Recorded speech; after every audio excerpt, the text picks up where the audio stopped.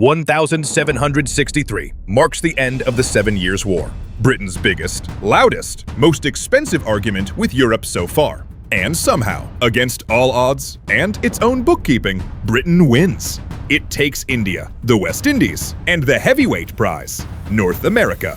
France, humiliated, hands over nearly all its colonies. Millions of square miles that Britain now has to govern, defend, and pretend it can afford.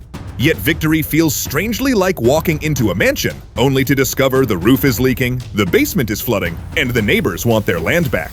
The empire is enormous, but so is the debt.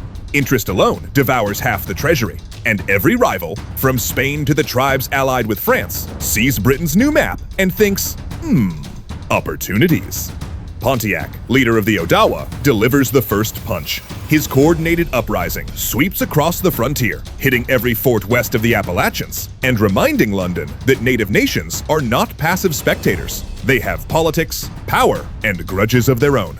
But the real twist? Britain's most dangerous challenge won't be native uprisings or foreign empires. It will come from the increasingly restless, confident, and opinionated colonies Britain believes should be grateful.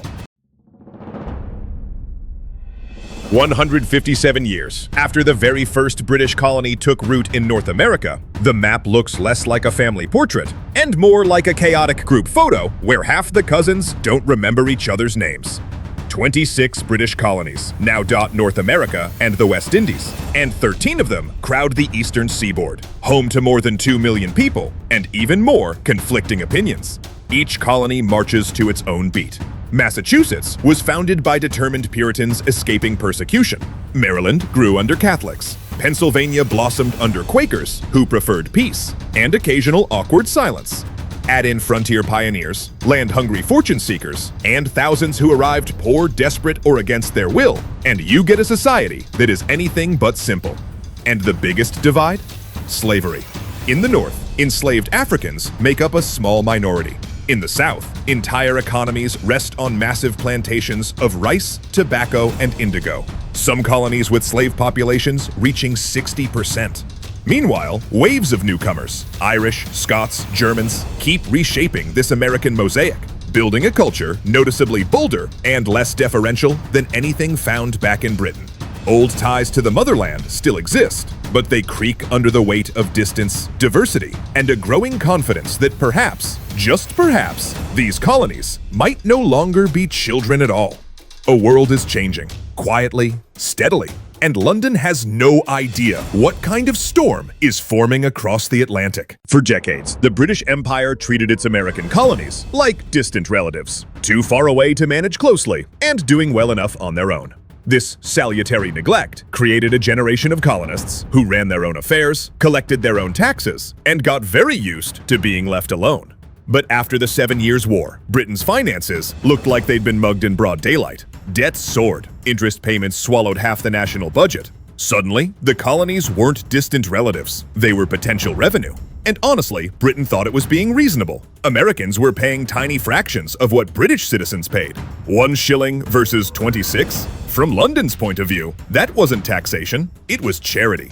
So Prime Minister George Grenville rolled up his sleeves and announced new taxes. Not huge ones, not cruel ones, just sensible contributions from the colonies. First came the Sugar Act, technically lowering taxes, but enforcing them properly.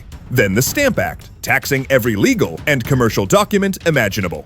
To Britain, these were mild reforms. To the colonies, it was an existential crisis. Pamphlets blasted Parliament. Newspapers warned of enslavement. Public meetings erupted with fiery speeches about British rights and constitutional protections. And the phrase that would echo through history, "No taxation without representation," was born. Grenville expected cooperation. Instead, he ignited a political firestorm that would push 13 colonies toward rebellion. Colonial America is usually calm, unless you try taxing their paperwork. Then everything explodes. When the British government introduced the Stamp Act, London expected mild grumbling, maybe a few annoyed newspaper editors. Instead, they got full-scale colonial meltdown. Merchants, lawyers, printers, basically everyone who knew how to write angry pamphlets, unleashed a storm of outrage. To them, this wasn't just about stamps. It was about principle. "No taxation without representation," echoed across ports and taverns, as colonists insisted their rights as Englishmen were being crushed under Parliament's ink-heavy decree. Suddenly, ordinary documents became symbols of tyranny. A playing card? Taxed. A land deed? Taxed. A lawyer's license? Definitely taxed. And the colonies decided they had had enough. What Britain thought was a small administrative tweak had become a political earthquake, one that shook every colony and pushed America one large step closer toward revolution. George Grenville truly believes he solved the empire's tax troubles with one clever phrase: virtual representation. According to him, American colonists don't need to elect anyone. British MPs already sort of represent them.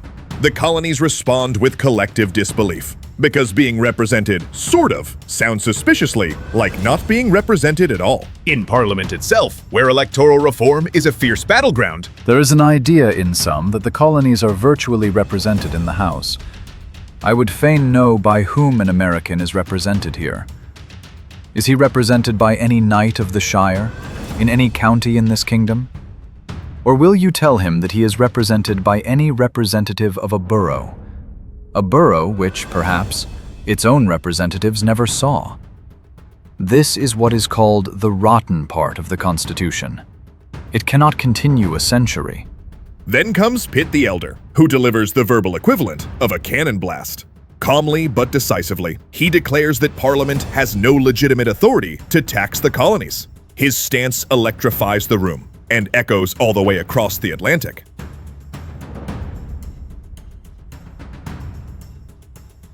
Throughout 1765, the colonies are buzzing. Newspapers are raging, and every tavern conversation starts with, "Have you heard what Parliament did now?"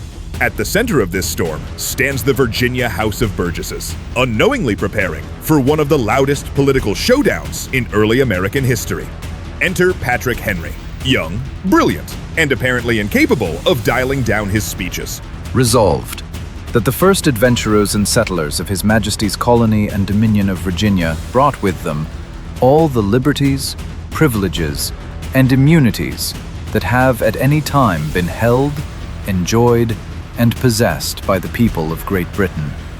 Resolved, that the taxation of the people by themselves, or by persons chosen by themselves to represent them, is the only security against a burdensome taxation. Opponents scramble to strike out Henry's most explosive clause, insisting loyalty to Britain isn't negotiable. Tension fills the room like gunpowder, waiting for a spark. And in the corner, observing quietly yet intensely, sits Thomas Jefferson, a 22-year-old law clerk with sharp eyes and sharper ideas. He watches as debate transforms into something bigger, the early blueprint of a revolution. In that moment, no one realizes it, but the arguments echoing through Virginia's legislature will soon echo across an entire continent. Across the colonies, tempers ignite like dry tinder. What begins as healthy political discussion quickly turns into mobs chasing tax collectors out of town, sometimes literally running for their lives while their paperwork burns behind them. Liberty trees become the era's version of social media, except instead of angry comments, people hang effigies of royal governors for everyone to admire. Meanwhile, 9 colonies send delegates to New York, hoping a calm, sensible petition will fix everything. They swear loyalty to King George III, right before reminding him that loyalty doesn't include paying taxes they never agreed to. Merchants join the movement, organizing boycotts that hit Britain exactly where it hurts: its wallet. The uproar keeps growing until London finally cracks. By 1766, the Sugar Act and Stamp Act are tossed out by the new Prime Minister. A massive win, at least for now.